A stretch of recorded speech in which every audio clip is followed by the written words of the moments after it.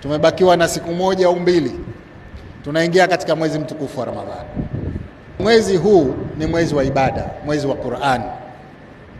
Ni vyema basi tufanye ibada kwa wingi, ni vyema misikiti ijae, na kwa bahati mbaya sana isije mwanzo wa Ramadhani mwisho ikawa mitupu. Kule mwisho kule ndio kuna fadhila zaidi. Tukumbushane hilo, kwamba tukiingia katika mwezi mtukufu wa Ramadhani mpaka siku ya mwisho tubaki kwenye misikiti tunafanya ibada. Lakini vile vile ndani ya mwezi mtukufu wa Ramadhani tunahitaji kuhurumiana. Yako makundi ndani ya jamii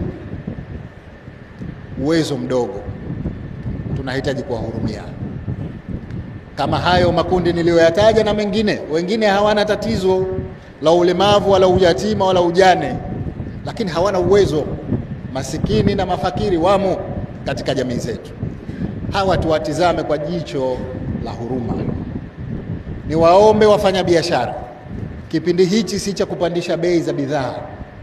Kipindi hichi ni cha kushusha bei katika kuwahurumia wasiokuwa na uwezo. Kwa hivyo katika hili tuendelee kukumbushana, bei za bidhaa zisipande kwa sababu tu ati Ramadhani imeingia. Hiyo itakuwa ni kwenda kinyume na maagizo ya Mola wetu.